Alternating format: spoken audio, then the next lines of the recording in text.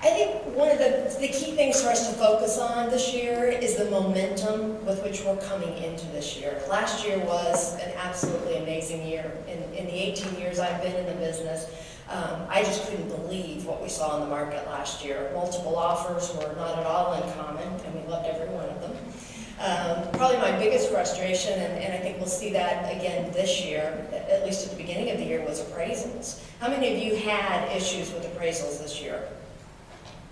I had actually 5 deals this last year where properties didn't appraise for the purchase price, and several of those had multiple offers.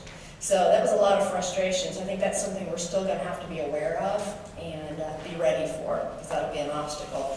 I think the consumer's looking to us to be the educator and to help them understand and interpret the data they're getting. As Jim mentioned, the national news has a tendency to throw so much information out there, and the consumer doesn't know what to do with it. And as we've talked, and you've heard in the industry before, you know, real estate's kind of like the weather. It doesn't really matter that it's 70 degrees in Miami right now, it's -6 here. So the consumer needs to know what here means. And we've got a wonderful board. MIBOR does a phenomenal job giving us information. And I brought a couple of reports that I encourage you to look up online. A couple of them just came out this week. One is a monthly indicators report.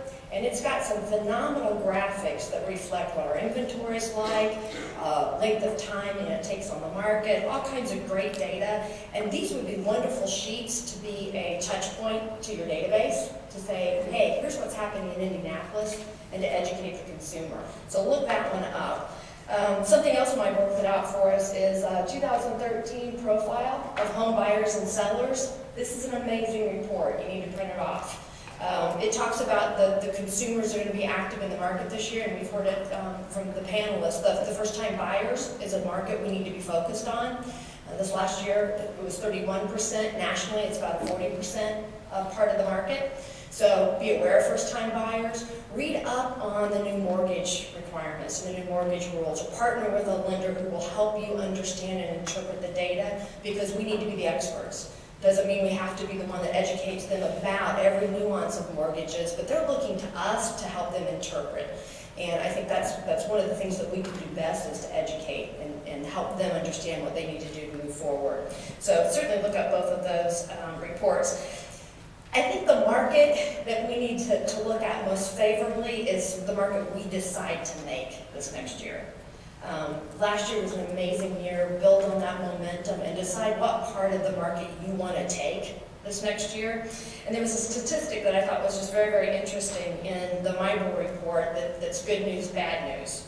For those of us that have been in the business for a long time, this is a little embarrassing. So you might want to write these statistics down, because we that are experienced need to break this. 48% of the buyers in Indianapolis last year found their agent through a referral from a friend or family member. That's not an uncommon number. That's good. 91% of the buyers say they would use their same agent again or refer their agent to a family member or a friend. And yet only 12% of the buyers who bought last year worked with an agent they had worked with before. That's kind of embarrassing. Of sellers, 45% of the sellers found an agent through a referral from a family member or a friend. 90% of them said they would work again with their same agent or refer them. That's something to be really proud about. When you think about all the nuances of a real estate transaction, 90% of them would work with you again, but only 14% last year worked with an agent they worked with before. So I see that as good news, bad news. Bad news, those of us that have been around a while are not doing a good enough job staying in contact with our databases. And so that would be my big challenge to you for this next year, is get in touch with your people. Be the person they look to interpret what's going on in the market. And for those of you that are new to the industry, the good news is those of us that have been here have done a great job. So if you don't have a huge database, the good news is there's still a lot of people that are going to be interested in talking to you, because some of us that have worked with them in the past haven't done such a good job. So there's no limitations. I think this is a breakout year for all of us. I think this is a chance for us to step up our game.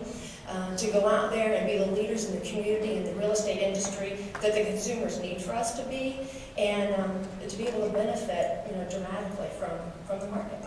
So congratulations on a 2013, and looking forward to a great 2014.